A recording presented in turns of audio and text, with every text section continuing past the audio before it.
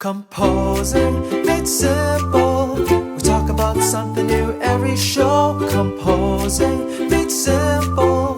Grab a coffee, have a seat, and let's go. So welcome to the Composing Made Simple podcast. My name is Todd Edwards. I run a YouTube channel. It's YouTube/Todd K. Edwards. And basically the kind of content that I do is quick tips for Cubase. I host a not a weekly, but a monthly kind of interview series called Composer Talk. I kind of try to find composers that are working in the field that are not necessarily well known and try to pick their mind or their brain and have them share their tips. I've been a composer since I've been 14 years old. I started off playing the guitar. I'm kind of a rock guy. That's kind of fell into the orchestral, classical, film scorey thing, I guess you want to say, and kind of looking at video games. I'm not really doing it professionally, but it is a side gig for me that I'm willing and tirelessly trying to make a career. All right, so that's my brief overview. So I'm going to throw it to my co-host, Curtis Schweitzer. Hi, my name is Curtis Schweitzer, as Todd just pointed out. I've sort of got connected with him on his Composer Talk YouTube channel. That was a really great interview we did, and since then we've sort of kept in touch, and I'm really excited to be on this podcast. My musical experience, I guess, as you would say, is I've been writing for I don't know, a while. Let's see, I'm like 30-something years old. I've been writing since about high school. I've got a degree in music theory and composition. My sort of thing that people know me from, I do video games on occasion, scores for them. Probably the biggest, most popular one was a 2D PC platformer called Starbound, which you can get in the Steam store if you are so inclined. Since then, I've been kind of working on whatever will come my way. Most of it's been in that interactive space with a lot of side work in short films and royalty-free stuff. So licensing, libraries, all that stuff. We're hoping on this podcast to kind of get into the nitty-gritty of what are these different things that you can do. Like, how can you make money as a composer? So I'm hoping to sort of get some people started on their way on one of those venues.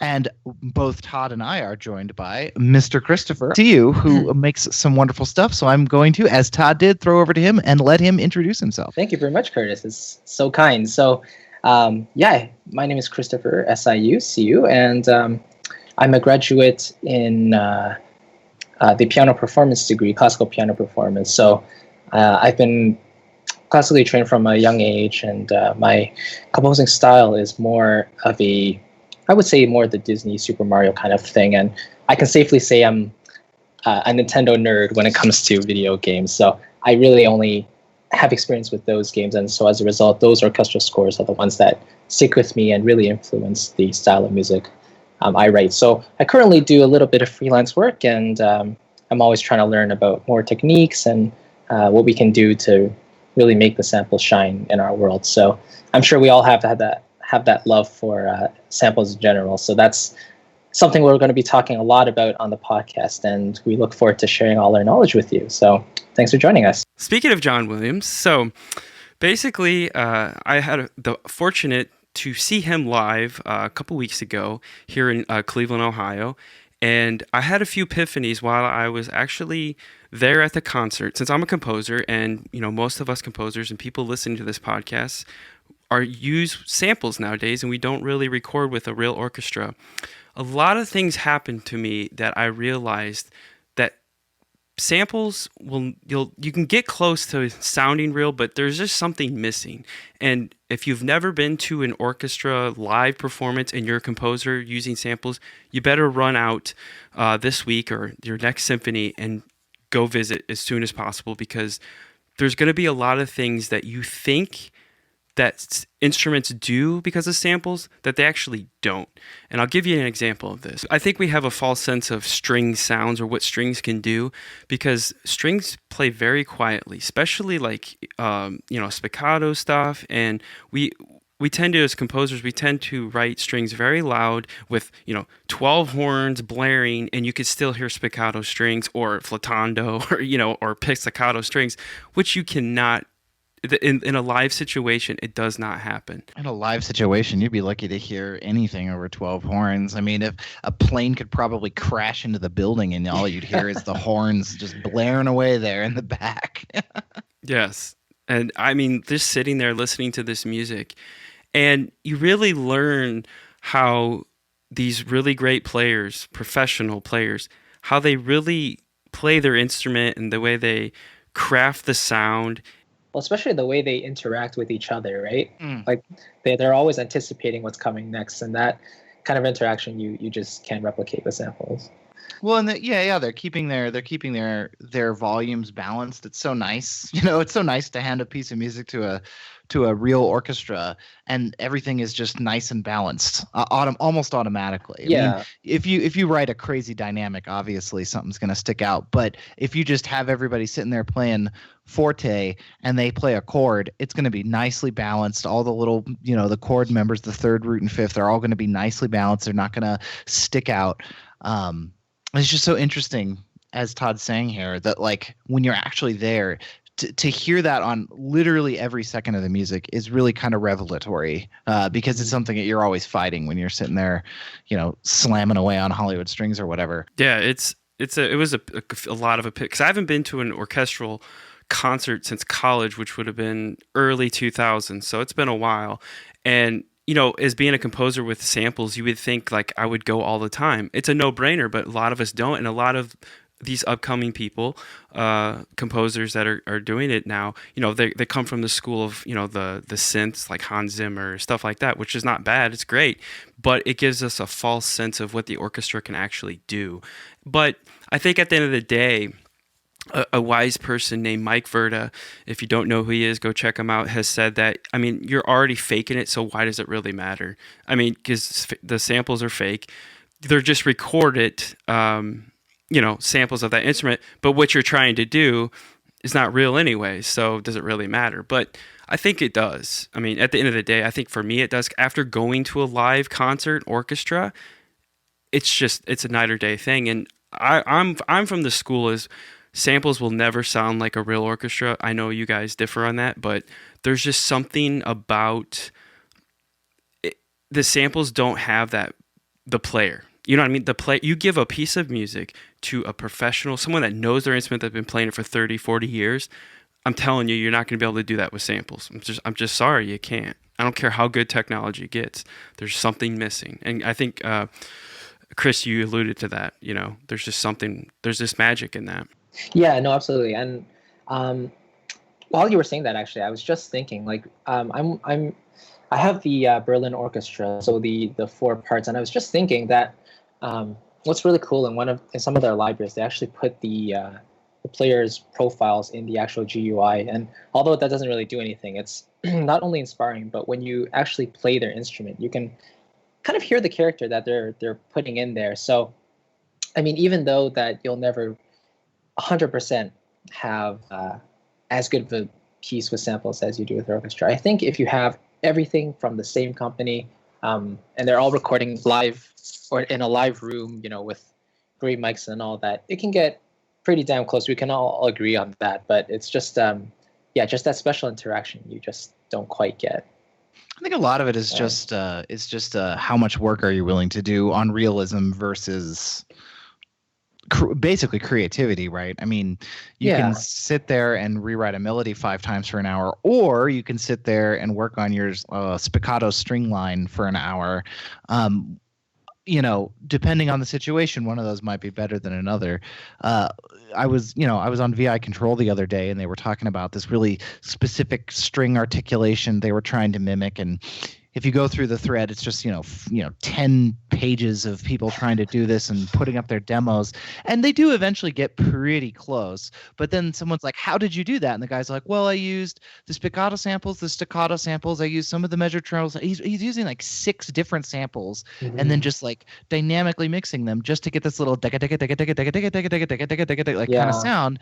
And it's like, it sounds beautiful. It's wonderful. I don't think this guy is wasting his time at all, but I'm never going to sit there and have 6 tracks of spiccato strings just so that it can be just a little bit closer to that sound. Yeah, no, I mean, I totally agree. Like, spend time 8 hours on, spiccato line, which we do. So basically, that brings us to now, like, we're not just composers. We're production. We're producing music. Now you need to know how to produce music, because in this world right now, the climate, a lot of these guys that are composers that are, that are famous or that are making it right now, that are, killing it, have really great sounding mock-ups. Do they really know music theory? Do they really know the music? They probably do a little bit, but does it matter?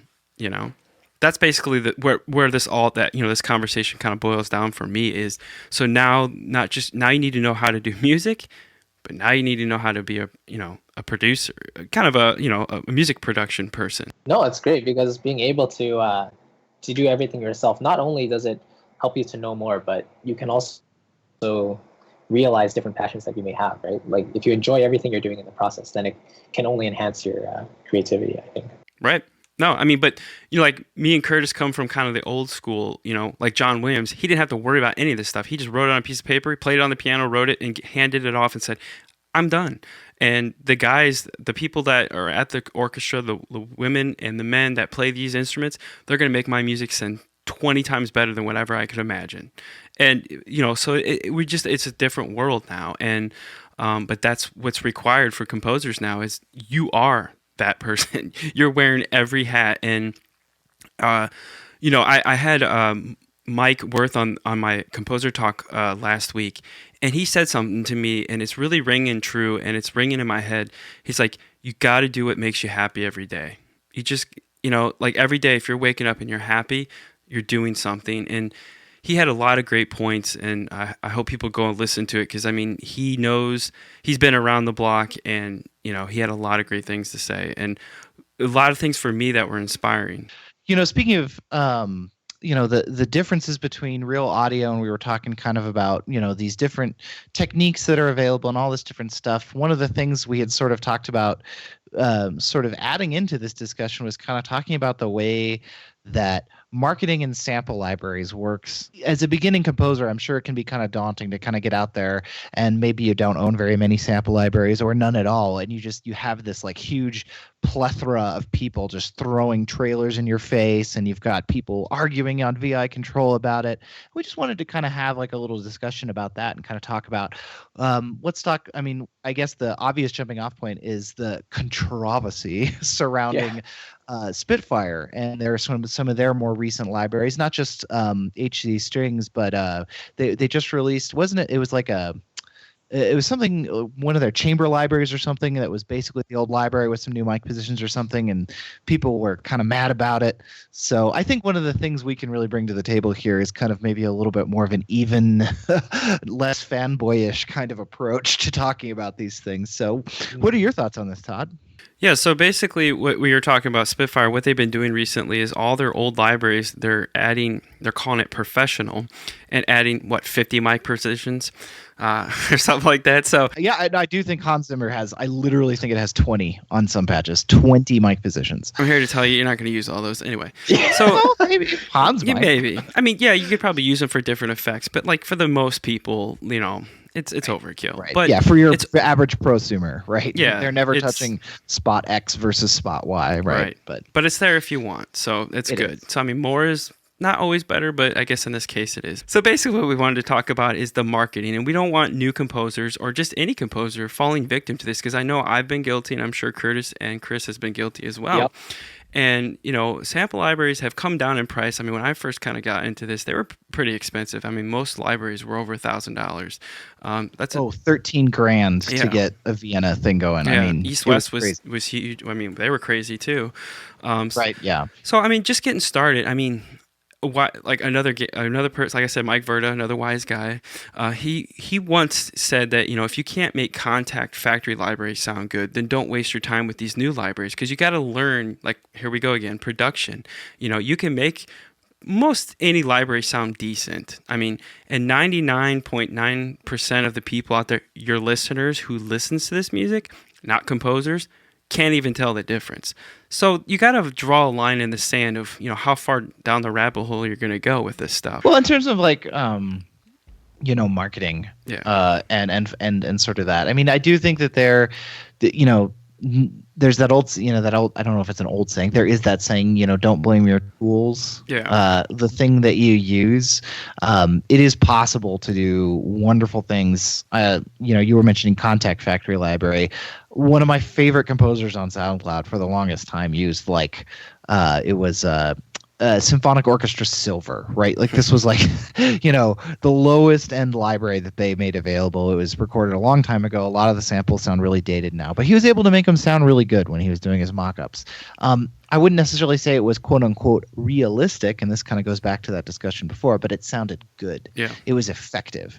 So I think that's really something that it's easy to put your career on hold because I just need enough money to buy, piece of equipment X, sample library X. And that's definitely kind of a pernicious attitude that's going to cause you to end up not composing for a living, because you will be forever waiting because they are making new sample libraries every single day. Yeah, don't get gas syndrome, gear acquisition syndrome, which we all do, and we think pretty hard. Yeah. Like basically my main point is, don't get suckered into thinking if you get the newest, latest, greatest library from this company that, oh my God, my music's going to sound so much better. It's not. You got to learn how to master it. When you get a library, Right. Master it and learn how to the ins and outs of it. And if you're looking for Read something, the manual. if it's not doing what you want it to do, then go look for a library that might suit that library as well. And it's probably good to own a few different library companies. I know, Chris, you're pretty keen on orchestra tools, Berlin, woodwinds and strings. Yeah, my favorites are OT for sure, and then I'm slowly getting on the Cinesamples train more and more. I'm trying to hold out and resist getting Cinewinds and Cinestrings because I don't actually need those. Berlin woodwinds, man. Just stick with them. Yeah, I'm a huge Cinesamples fan as well. I do like Spitfire. I do like orchestral tools, but this Berlin strings are just way too much money right now for me. And Curtis, I know you're a big East West fan, and so am I. I like East West as well. Yeah, I mean that's my core orchestral libraries. They're all Hollywood, the Hollywood series. I bought them back when they were separate libraries. If you ever are feeling bad about anything, just remember that I paid, I think it was $1,200 for Hollywood strings. So go to their website and look at what it costs today, and you'll know that the coffee I'm drinking has a little bit of salty tears in it too. Also, East West, if you're just getting in the game and you don't want to break the bank, check out their Composer Cloud. It's a great deal. Yeah. I mean, that's what I used at first when I got started. They just launched it actually. And it really kind of gave me a sense of what I was looking for. And it's like, okay, they got all these libraries. This one's not really doing it for me. So then I can go out and look for, hey, I don't want that. I want this. And then I found Cinesamples, and I think Cinesamples is the best bang for your buck. If you want that Hollywood sound, John Williams, Alan Silvestri kind of sound, classic, Hollywood film scores, I think that one Cinesamples library does it pretty much spot on. Same with Hollywood Orchestra from East West. I think those two are very similar in sound qualities. And then if you want that romantic kind of great sound, definitely check out Orchestral Tools. Their Berlin series. Chris uses it a lot, and go check out his music, and you'll know what I'm talking about. It sounds it sounds amazing. It sounds wonderful. Berlin woodwinds. Like if you're looking for a woodwind library, save your money up for Berlin woodwinds. You don't need any other woodwind library. Actually found with Berlin woodwinds, when you play them in solo, they actually don't sound that great, but it's when they're in an ensemble with interacting with all the other instruments that they really shine. Because I was playing around with them, and then I compared it with their solo libraries, expansion B and C, and those sound absolutely fantastic on their own. But the actual main library, it's built for ensemble work. So if you play them in solo, you might not think it sounds that great by themselves, but let them interact with everything else, and they'll blow your mind. So there's another point I want to hit on, Chris, that you mentioned right there. When we buy these libraries, they're always, when they demo them, they make them sound beautiful. Oh, look at that reverb. But, at the end of the day, you want all these to work, all these samples and all these instruments to work together, just like a real orchestra. And so don't get hung up on the sound of the library. Oh my God, you hear that solo? Listen how great it sounds in solo. But then when you put a whole orchestra together, it sounds like, it's all muddy. You can't even hear it.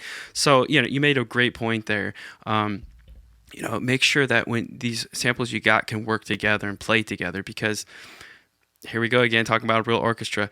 That's what they do. They play off each other. And the first chair will let everybody else know, hey, you're kind of approaching. You need to come back down. You're blowing your nose. Stuff like that. So I mean, you kind of have to put that hat on too, and that's why I'm saying it's very crucial for you to actually go to a live concert and watch how an orchestra plays. I mean, I'm telling you, a lot of epiphanies went off for me. It's like, oh, yeah, samples are, you have to rethink.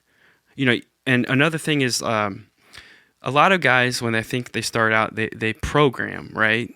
Even if you're not a good piano player, try to learn how to play lines, and that's the way the orchestra works. It's all lines. I was watching the violins, how they played, and it's like one note, they're playing notes, they're playing lines. Same with, woodwinds and brass, but they're all working together, as a unit. So that's another thing that I got to take away when I went to that John Williams concert is think more in lines, not block chords.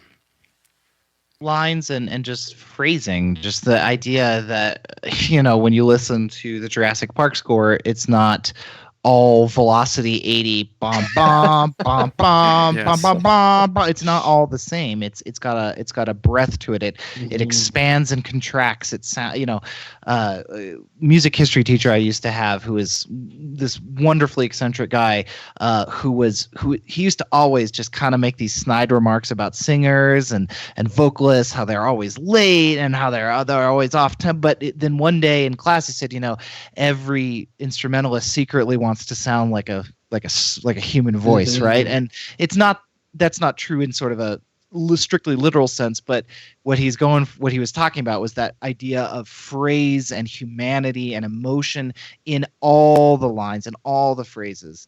I think that's something that I very rarely hear in a lot of the sample sort of I just did this big epic, sort of thing. It's like I hear just one volume, just this wall of sonic stuff that sounds really nice. It's often well balanced. It's often very emotional in its own right, but it just kind of lacks that little bit of humanity. Dynamics. It lacks dynamics. Music is dynamic. Go and listen to any classical orchestra, from one of the greats, and you'll hear it. You'll hear dynamics. You'll hear loud parts. You'll hear soft parts, loud parts. And you're always like adjusting when you're in the car.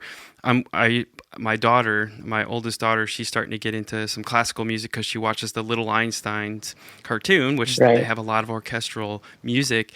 So I play them in the car, and she's like, "Daddy, I can't hear it." Well, because it's the low part. I'm like, well, it will get louder here in a second. Only use compression if you have to. Yeah. So I mean, dynamics, and that goes with any music. I mean, you listen to any music, it's very dynamic, and that's something I try to bring into my music as well, as make it dynamic. So I think you hit it on the head right there, Curtis. And even in genres like pop and like trailer music, or even like cinematic epic music, if you don't have that sense of dynamic, then the whole thing is just not going to be that not that unique, because it's all going to sound kind of the same, right?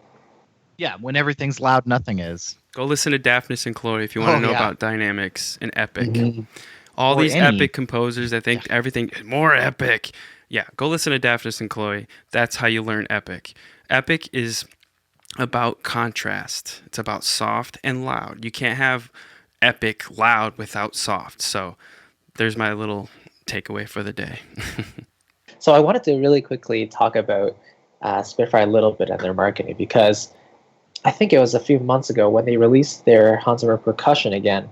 I was like, I was watching the trailer and I was like, what is this? They've already released Hans Zimmer percussion before, and I realized it was just the best of Hans Zimmer percussion volumes 1 and 3 put together in one. And I think they were charging like, I don't know, 500 or 600 for that. So I was slightly unnerved by that, but I understood the point. And then when they added in professional, which was basically added in a couple of other engineers' mixes for it. I think Hans's was already included in the repackaged one, but they put in like Junkie or something like that, a couple more mixes, and was charging another $100 for it. I got slightly kind of ticked off about it because it was so not even subtle. They're just they're just doing it to hook you in. And then with this chamber strings professional, I mean, I was kind of the first on the chat to kind of say, like, give my feelings about it. Like, I was kind of unnerved about that as well, because, their original chamber strings is considered, like, almost nearly perfect by a lot of composers. And, Yes. they say professional. They added in, like a couple more mic positions, which made it a couple hundred gigabytes difference. But honestly, if charging 600, 700 bucks for that, I don't know. I feel you. I mean, one thing I've noticed, and I kind of shied away from Spitfire for a while, because every day or every week I'd get a new email about a new library, and it's like I just can't keep up. And the problem with Spitfire, and I've noticed, is I call them the Apple of sample library companies, because they take the Apple approach. They're very they love good design, and their marketing is beautiful. I mean, you can't knock them for what they're doing. And at the end of the day, we got to remember here, all composers, we have to remember, they're a sample library company. They're a business. They want your money. They need to sell libraries. At the end of the day, they do not care, if you can't afford it. They just need to sell it. It's a product. So, you got to keep that in mind as well. Of course they're going to make it sound beautiful and look so beautiful. I got trapped. So here's a little backstory for me. I watched Kristen Henson's vlogs. He has his own YouTube channel, and he's one of the co-founders of Spitfire. Great guy. I love him. He's got really great, he talks about some stuff on his things. And after a while, like, watching his videos, like, I felt like compelled to go buy the Symphony series collection. Well, they marked it down over Christmas, so I got it on sale. So I didn't buy it full price, because I had it on my wish list. But anyway, I started using the library. I was like, okay, I'm gonna go all Spitfire, because I have the whole the Symphony series. And I'm a Cinesamples kind of East-West Berlin guy, and I fought it for like a couple months. My composing, I started fighting the libraries instead of making music. I was struggling with libraries, and don't fall into that victim. Just because this composer uses this library, I have to use it. Use what works for you. And actually, Christopher got me back on board with my samples that I normally use, my Cinebrass and my Berlin Woodwinds, and because I knew something was wrong. When I was trying to compose, it's like, this just isn't working for me. So I thank Christopher for that. So yeah, don't fall victim for the marketing. And Spitfire's good at it. They're really good at it. And I'm gonna just kind of sideways here about I know Daniel James. If you don't know who he is, just go to VI Control and search Hans Zimmer Strings, and he put out a couple of videos, and we talked about this on our Discord channel, and I completely 100% back Daniel on what he was saying. He basically thought when he was buying Hans Zimmer Strings, like, you're going to get Hans Zimmer out the box. Well, that's not what the case it was. Yeah, you can make it sound like it, but, he just wants it like, I want that sound that Hans Zimmer does. And also, the one of the co-founders of Cinesamples, Michael Patty, he came out and did a tweet. It wasn't specifically towards Spitfire, but we all know it was.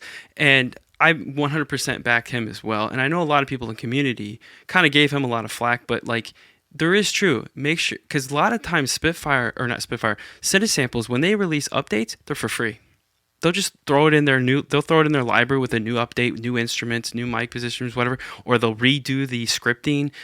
And maybe they might charge you $20, or it's, whatever.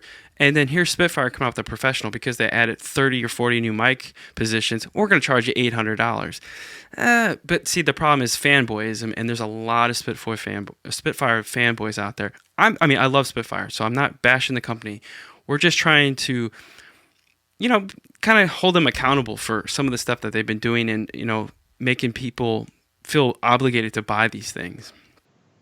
I guess from sort of have I wouldn't say a completely contrary opinion or dissenting opinion.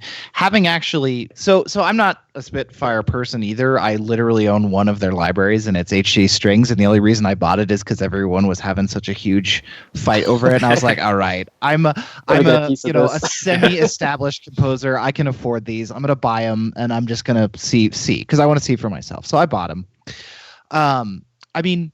I will say that I think that, Hans Zimmer replied to Daniel on that forum, right? Yes, he did. And I hear there was a little bit of perhaps some unprofessionalism and some apologies and some Sturm und Drang and blah, blah, blah. But I mean, sort of rising above that and ignoring that for just a second. I will say that Hans Zimmer's point where he says, what is the Hans Zimmer sound? I do think that's kind of a legitimate point, because I think when you look at Hans Zimmer as a composer, you do have the Jerry Bruckheimer the rock score. You have, Pirates of the Caribbean, these huge, 67 brass instruments blaring away at a time sound. But I mean, you do have this idea of Hans Zimmer likes to try to do something with sampled instruments that is not possible in reality. Because if you're just trying, I mean, I think he sort of, if Hans Zimmer wants a real orchestra on something that he's working on, they just hire an orchestra. So he has no interest in sort of the idea of a sample library mocking up or mimicking real instruments. He wants to kind of go a little bit further and use the technology in a different way. And I think if you look at his scores from Dunkirk, if you look at his score for even Interstellar to some degree, and a lot of sort of the more modern Hans Zimmer stuff, that really is the approach that he's taken. So slapping his name on it is a marketing move, but I don't know if it's entirely dishonest. I think it's just not Hans Zimmer of the late 90s so much as it is Hans Zimmer of the last couple of years, which makes sense because that's when he was, recording this with them. Right. And I will say, in defense of Hans Zimmer Strings, that there are sounds that you cannot get out of any other library in there. I mean, the 90 cellos playing Bode Col Legno is not a sound you can get anywhere else. It is an incredible, beautiful sound. Is it worth $900? I mean, you kind of got to ask, or whatever it is. I don't remember how much it is, but you can see a first world composer problems. I don't even remember how much I paid for this library. I think it was $800 initially, wasn't it? And then they jacked it up. It's expensive, and I certainly don't think that it is something that if you are a new composer and you have no string libraries, that you should make that your primary string library. Bad idea. There's not enough articulations. It's too hard to work with. Don't do that. As a supplementary library for professional composers who want to be able to produce interesting new sounds that you could not otherwise get, I think it's a useful tool. So, I mean, I do think that there is a lot of, I don't want to say hate towards Spitfire, but a lot of sort of, what I said earlier, Sturm und Drang over it, that I think kind of comes at the problem from the wrong direction. Yeah. When I do think Daniel James, his opinion is understandable. Right. I don't know if sitting with a library for an hour on a Twitch stream is enough to really have a formed opinion on it, though. He spent 5 hours, actually. He actually spent 5 hours. I think this library is going to be like 2 years before you're really getting... I mean, like I said, it's got 20 mic positions in it. Some of them, I can understand why people think maybe that's a little excessive, but some of them are truly unique. Mm-hmm. The riser mic position on the 60 cellos patches is utterly unique. I have never heard that sound anywhere else. So if that's something you want and that's something that works for you, I mean, cool. I mean, I think that that's useful as like a product for composers, especially in now where composing is so sound design driven, and directors are constant and game people are coming to you wanting a sound that is not the same, Alan Silvestri style stuff sometimes. So again, I don't wholly disagree with you, but it's sort of a little bit of a contrary opinion. Mm-hmm. Chris, I think you had something. Yeah, no, I was going to say, I think it was mainly the tone and the vision of the library that Daniel was surprised with, and frankly, a lot of us were. But I think that there was one video on YouTube that Hans Zimmer did with a whole, loads of brass, right? And that got really, really viral, and people associate Hans Zimmer with that all the time. But yeah, what a lot of people don't realize is Hans is softer side as well, and that's kind of what Spitfire, I think, was going for as well. So they were saying that this isn't just a big epic library. This is also a library that does the softs very well, and that's why they have a whole bunch of those softer articulations. And I think Christian made a couple of videos Yeah. featuring that softer stuff to know, really but show for what the library was all about, right? So Well, yeah, I think that was an attempt to sort of head off that criticism. yeah. And perhaps it was not properly pitched. I mean, that's entirely possible. Well, in Daniel's defense, I stand by Daniel's. I watched his stream. I listened to it. I mean, I agree with you, Curtis, too. I think where it went wrong, where the train went wrong, is when it got personal. So if you don't, absolutely, if you're not aware, Curtis has mentioned it, and we've mentioned it. VI Control is a composer forum for virtual instruments, and a lot of composers hang out there. Hans Zimmer's on there, so there's some pretty high key people that are on there, and Daniel made a post. This is how it all started. He made a post saying about it and like he wasn't happy. And then, it wasn't Christian. It was the other co-founder of Spitfire. Paul Thompson, yes. And Hans kind of went and ganged up on Daniel and started bringing personal things in there. So Daniel felt compelled to get on a live stream and deal with the issue and state his opinion and why he didn't like the library. Initially, I think it was just, it's a market. At the end of the day, like what we wanted to talk about, it's the marketing. It was marketed as Hans Zimmer, and Chris, you were kind of touching on this a little bit.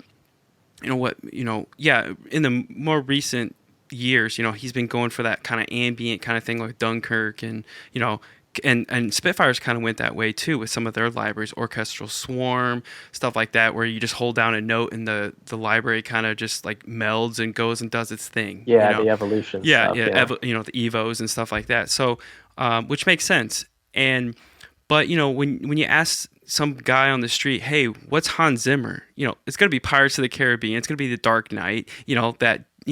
That thing, the brass with the percussion and the staccato strings, I don't know. Dark Knight's pretty experimental. Yeah, no, I love Dark Knight. It's more sound designy. Well, not as like a defense of it, but just in terms of like, what is the Hans Zimmer brand? I mean, there is some pretty experimental, weird stuff going on. Yeah, he is very experimental. Some... He's doing stuff. Right. He's doing stuff with sample libraries. He doesn't want to do a real orchestra. That's not what he's trying to do.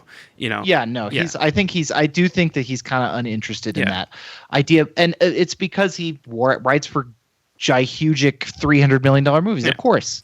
If he wanted an orchestra, they would just hire one. Right. I mean, like, they just get John Williams.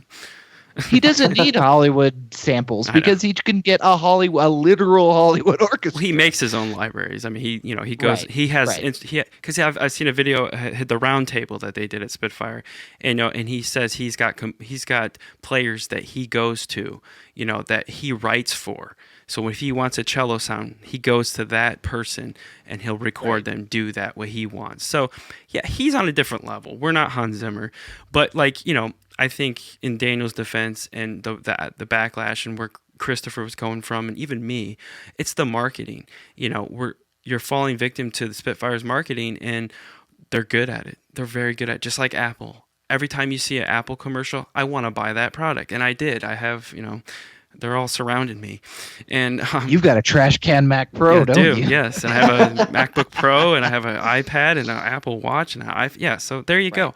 Right. But that's not necessarily a bad thing, because I will stand by Spitfire. They do make great products.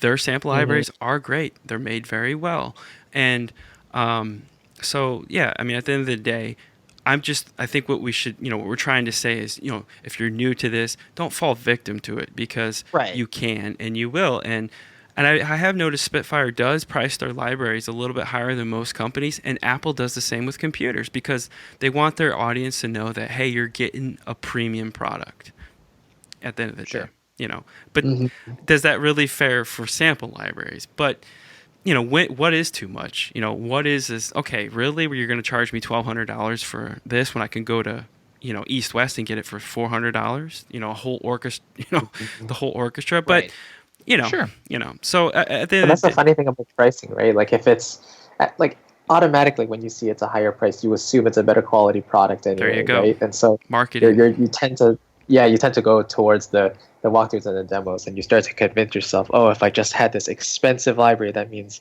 my productions will suddenly become better because of the quality of the samples. If we're going to talk about expensive libriaries, I think we have to mention Vienna. Yes. And orchestral tools.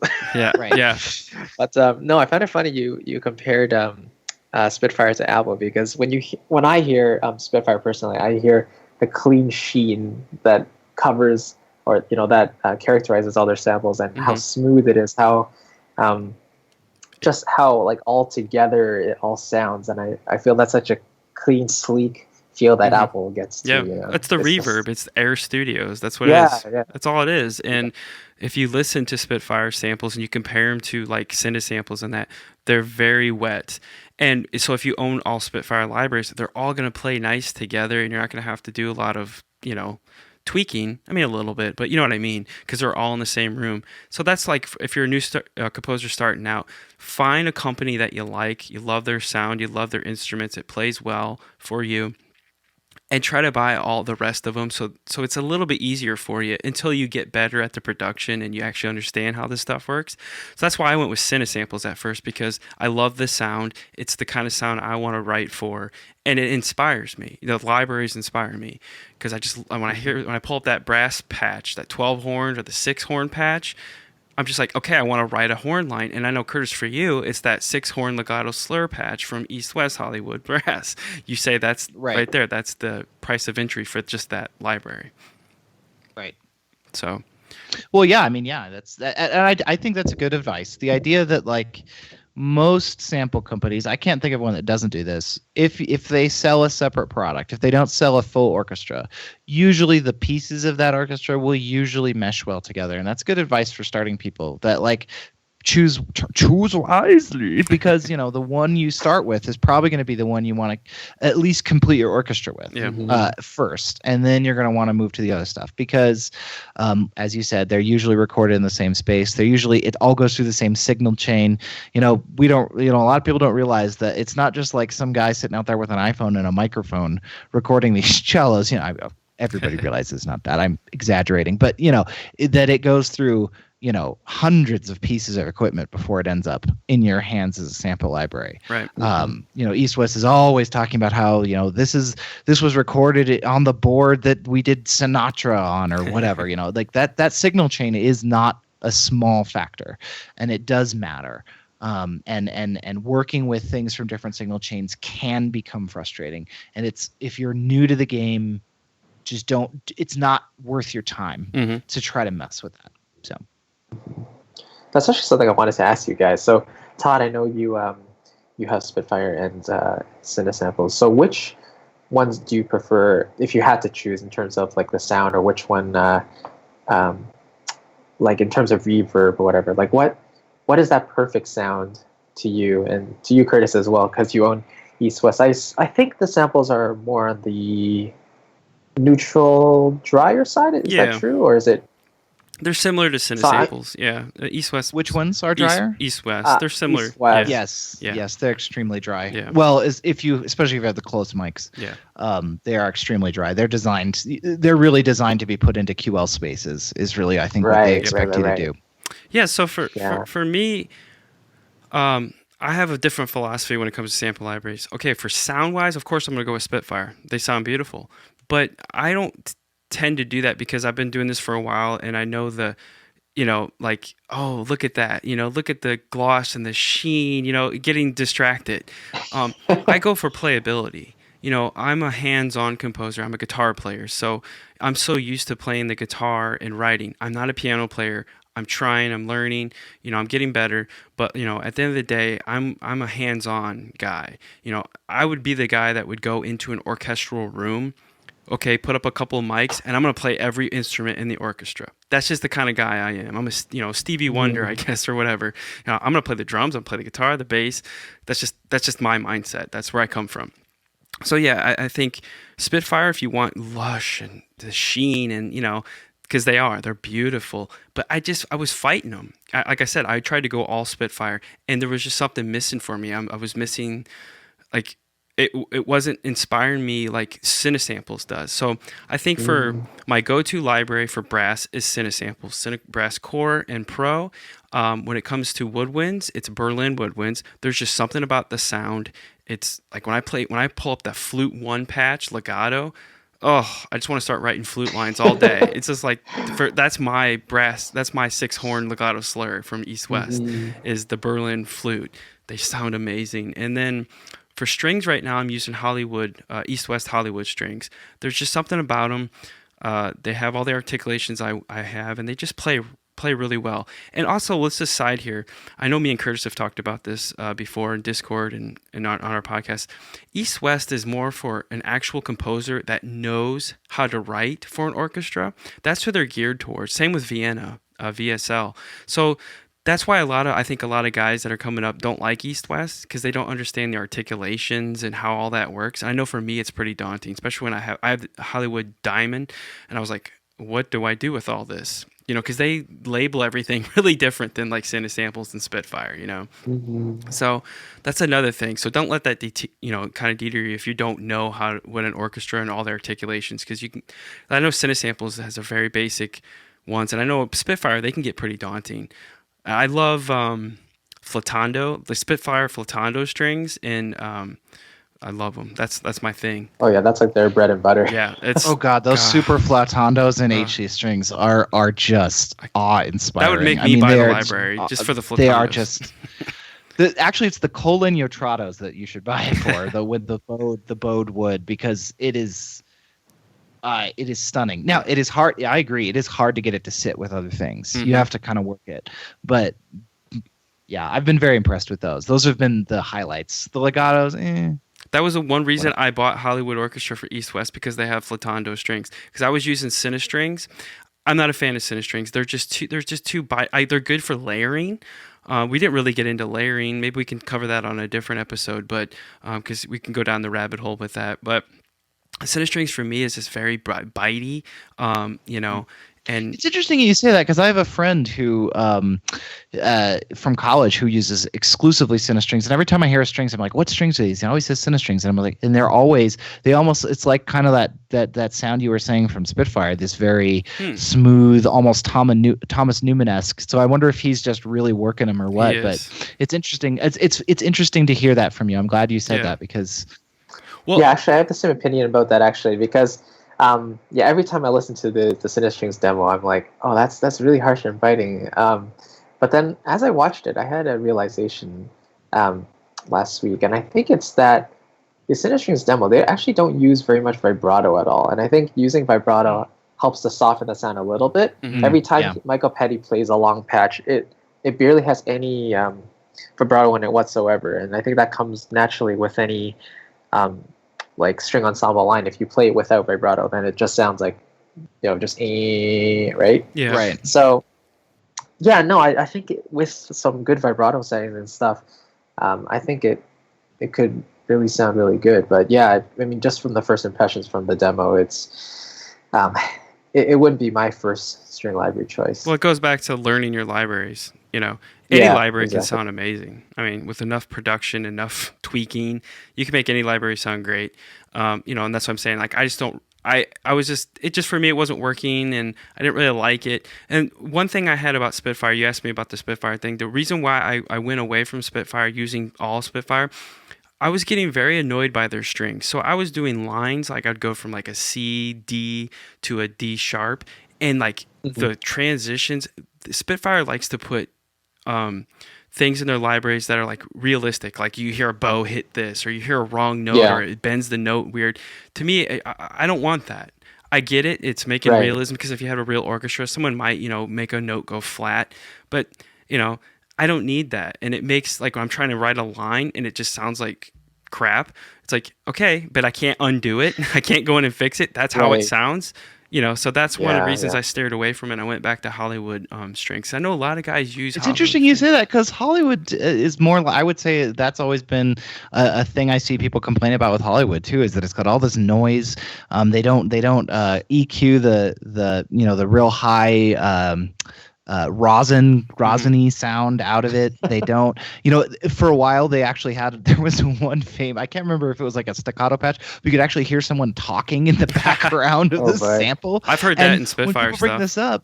When people bring this up, that's what they say is that, you hear it in real recordings. So I've heard a couple. And so it's interesting you bring that up. Cinesamples has it too. Because I think of Hollywood, being that way too, is it's just having a lot of imperfections.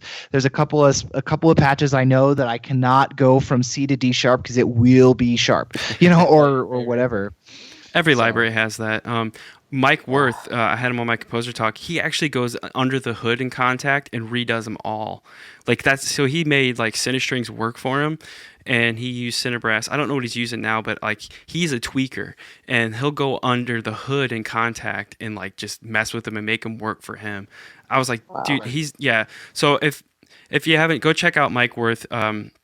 He's also known as Farkle. We call him. He has this thing called Farkle Friday. He usually does live streaming. And he's hopefully going to cover that in a future episode. But he's really knowledgeable. And like I said, when I interviewed him, we just scratched the surface. So he might be a guest here in the future as well on this podcast. Awesome. Yeah, that sounds great. So anyway, So I guess do we want to go into? I guess we're talking about samples. Like we wanted to talk about. Yeah, it's just a nice transition into sample talk. Yeah. Okay. Yeah. So I guess I'll go first. I gotta say, as a big OT fan, my favorites have to be Berlin Brass and Cinebrass in terms of brass libraries, just because of the sheer sound of Cinebrass and the flexibility of Berlin Brass. They're still relatively new for me, so I'm still doing that. But I'm not a tweaker very much at all. So for me, it really matters out of the box that those two sound great to me personally. And for strings, I love Berlin Strings because it has that great balance between too lush and too small as well. I think they have their section size is actually slightly larger than chamber and slightly smaller than a symphonic size. And speaking of strings, actually, I was really fortunate because I'm sure you guys know Sound Iron, but for the newer guys out there, they're a really good company. They focus on some sound design stuff, but Sound Iron also did the Symphony series products a while ago, their orchestral stuff. So they have all the orchestral sections covered, but they have this new upcoming library called Hyperion Strings. I made a post about that in VI Control, but I was really fortunate because they just sent me like a beta copy of it, and so I had a chance to play around with it a little bit today, and so far it sounds really good. It's a drier library, but as I don't have any chamber libraries yet, I think it'd be a great starting point for beginners and professional composers alike. So if you're looking for a kind of a drier, flexible library with a really detailed sound, that might be the one for you. Again, Spitfire Chamber Strings is the really popular one as well. I think VSL has some nice chamber strings too, but I think this one might be a great one to look out for. And in terms of woodwinds, as Todd mentions, Berlin woodwinds are my personal favorite as well. And for percussion, I tend to lean towards Cinebrass just because that's the type of percussion I enjoy using. But I also have Berlin percussion if I need a strictly classical sound. That's where I'll go next. But for sound design, I don't really do sound design, so I can't really comment on that, although I do have Serum, which I have used occasionally. So, Curtis, do you want to go next? Sure. I'm going to go ahead and start and just say this is going to be a little bit of like a hashtag sellout moment. I just did a demo for Orange Tree Samples for a new guitar library they've got coming out. It's from their Evolution guitar series. I had to get an advanced copy to make the demo, and I was really, really impressed with it. It's going to be called Evolution Texas Twang, I believe. That might have just been the working title. If you're looking for that Quentin Tarantino spaghetti western Enrico Morricone kind of sound, I was really impressed with a lot of their snapshots, and I think that having worked with that, and then I gave them some feedback on their Evolution Songwriter guitar. I think that they have my favorite guitar strumming mechanic. That's something that as a piano player I really struggle with because I don't play guitar. So making guitar that is at all realistic can be a real challenge for me, but I find their strumming to be really good. So I would highly recommend everybody check out those things. But hashtag sellout. I did do a demo for them, so you can also just throw that in the trash if you don't trust me. Yeah, I mean, in terms of core libraries, since this is our first episode, my core libraries that I really rely on for orchestral samples are, as Todd has mentioned, East West's Hollywood Orchestra. I use all four. Yeah, yep, I have a degree. 4 sections. All 4 sections for them. Their percussion, their winds, their brass. I would say that having used them now for quite a few years, I would rate them as their strings are probably the strong point of the library. It's some of the best strings I've ever used, and I do have other string libraries, as mentioned before. Their brass is really, really good. Their percussion is fine. I mean, I think it's kind of hard to be standout in percussion because it's one of those things where sampling really works, I guess, for them. They're all percussion instruments. You're playing with what is essentially a mocked percussion instrument, and when you're doing a MIDI keyboard, so a lot of times that maps pretty well. So I think their percussion is very good. There's probably other percussion libraries that may be a little bit better. Their winds are really where it doesn't. I wouldn't say it falls apart, but it's a bit of a struggle sometimes. They had a lot of early childhood problems, I guess, with that library, with legato transitions and stuff like that were a little bit kind of finicky. They've mostly worked it out, but occasionally you'll have to sit there and fight it. But it is a good library, and it does mix well with the other ones, which is why I continue to use it. One of these days I will pony up the dough for Berlin, because I have yet to hear anyone say anything remotely bad about that at all. That's my orchestral library. For synths, I mostly actually pull from 8DO. They have I found really good synth libraries. I also pull libraries a lot from Output. I think I own almost everything Output owns or makes, and they have really excellent synth libraries. Their Pulse Engine signal is it's so nice. You just throw it on something if you need that kind of that sort of sound behind everything. That's something I can really recommend. I've been kind of dipping my toes in the water with Heaviosity. Haven't had a lot of experience with it, but I've been liking what I hear, so it's been fun to use. And then I just recently finally picked up Omnisphere, which obviously everyone says is the best thing that's ever happened to synths. Still kind of trying to work on that. It's interesting. I find, when people talk about Spitfire having this really clean sheen, that's how I feel about Omnisphere, is that it's sort of everything sounds just so nice and perfect and sculpted just for you right out of the box, which is a really nice thing to have. So I'm looking forward to getting into that. So that's kind of like sort of an overview of my general ones. There's obviously things from here and there that I didn't mention, but those are kind of my main meat and potatoes libraries. So cool. Yeah, so for my meat and potatoes, I kind of already hinted at it, but I've kind of been going through a transition with my template, my orchestral template, but I'll say my go-to for woodwinds is Berlin Woodwinds. My strings is Hollywood Strings at the moment, and my brass is Cinebrass. And my percussion, I'm trying Spitfire percussion. I do own it. I do like it. That's like their first library, right? I think it was. Redux, I think. I think so. I like Cineperk. Can I ask you a quick question about that? Yeah. Just real quick. Yeah. Is that designed to mimic an actual orchestral percussion section, or is it more like the big trailer drums kind of sound? No, it's orchestral. I think they have some stuff in there. They have a lot of instruments. They have like ethnic stuff in there, but I think it's the traditional orchestral, palette is there. Okay. So yeah, if you want that like epic thing, go with the Hans Zimmer percussion, which I have, which is pretty cool. So if you want to go, get that percussion, I would get that. I know Chris said Cineperk. I do like Cineperk. I sometimes find it very loud. It can be. Yeah, it can be it's very really loud. in your face. But now I know how loud a glockenspiel is. It actually probably is pretty right. So, but yeah. But they don't have soft mallets? Yeah. No, they do. Yeah, they have hard soft. I'm just saying, like, I've noticed that it's very hot. Like when you're playing with other libraries, sometimes you have to turn it down. I do like East-West percussion. Like sometimes I'll have to go to like maybe one of their Glocks or Celeste or a cymbal from there because it works with the piece I'm working with. So yeah, for synths, I use Omnisphere, same like Curtis, and welcome to the club. You're going to find yourself loving Omnisphere, and you can get packs for it. So if you're new and you just got Omnisphere, there's a guy called The Unfinished.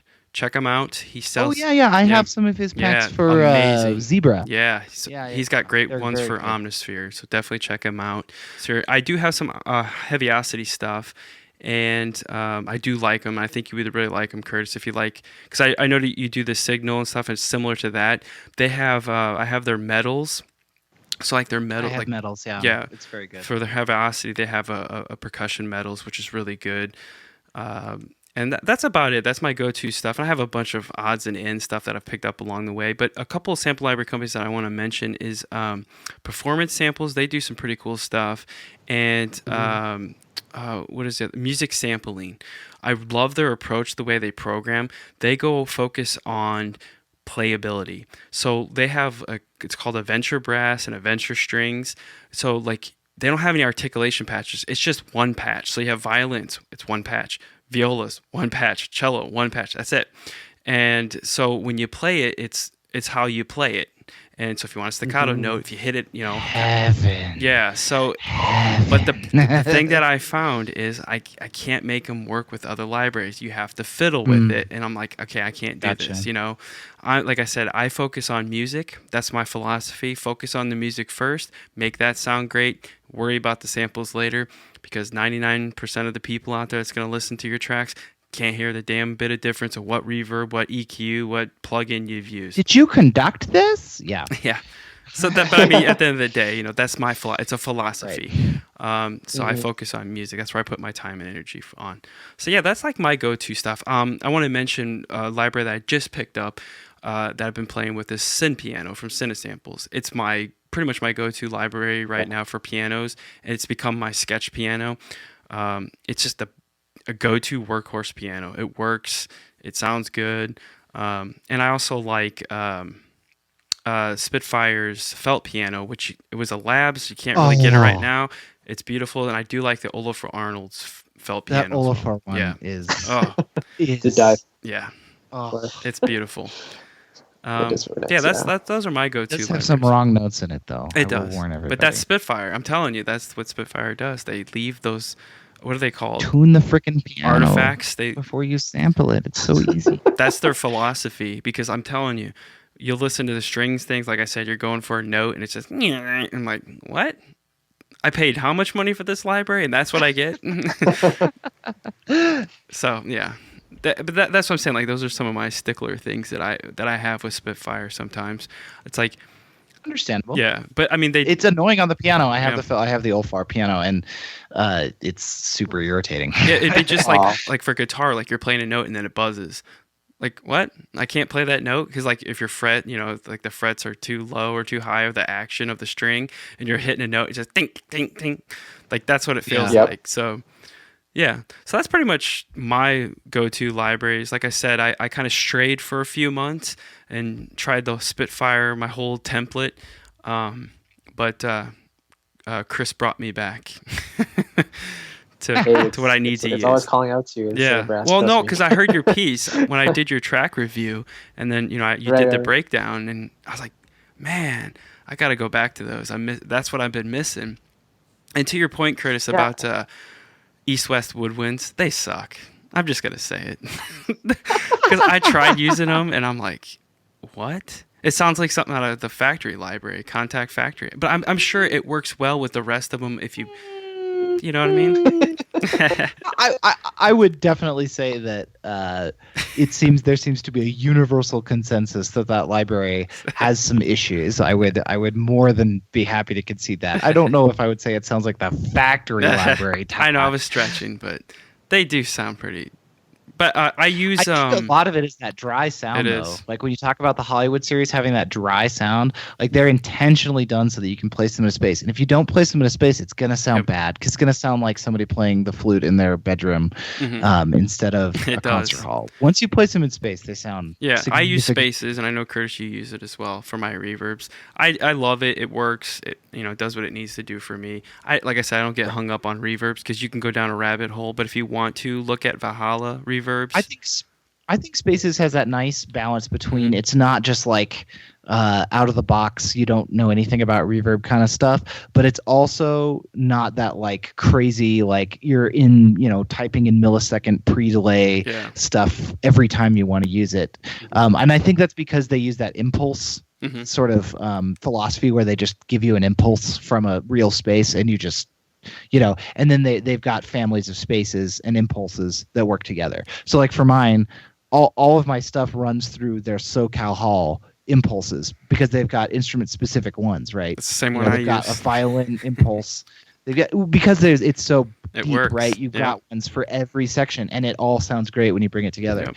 So It is I think pretty that's wet, got though. that nice. It is pretty wet though. I think was it So 3.4 'cause I usually- milliseconds, I think. Because I put it through front and rear, all sections through front and rear, and then Oh. I usually put one on the master too. Okay. So Okay. I mean, I bring the reverb. So Yeah. Yeah, I love reverb. it doesn't sound too wet to me, but I just stick with Valhalla. Yeah. But yeah, definitely check Like out that. Valhalla if you want cheap reverbs that sound great. They do sound good. so Todd, where can people find you around the web? Yes, so my YouTube channel is youtube.com/Todd K. Edwards. You can also find me at my website, toddkedwards.com. So those are pretty much the main things. I try to do everything on my main website, but you can also find me I'm on Twitter, which is twitter.com/Todd K. Edwards.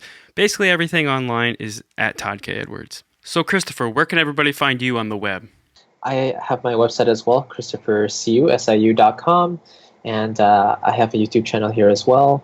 Not sure of the actual URL, but it's literally just Christopher CU, and it's kind of similar to Todd's channel in a way. It's just like tutorial videos and some breakdowns of scores and stuff. And yeah, I'm on Facebook as well. So my personal page, I don't use my Facebook music page very much at all. So feel free to connect on Facebook as well. And how about you, Curtis? Just like Todd and Chris, you can find me at my website at curtisschweitzer.com. Just do your best with Schweitzer. You just type it into Google. It'll find it. It'll autocomplete for you. And our names will be in the description anyway. So Indeed, yeah, you'll see it Yeah. down below. So you can find stuff there. I recently released a short little sort of piano ideas album of some piano stuff I've been doing, really kind of simple stuff. You can find that on Bandcamp, which is just my name, curtisschweitzer.bandcamp.com.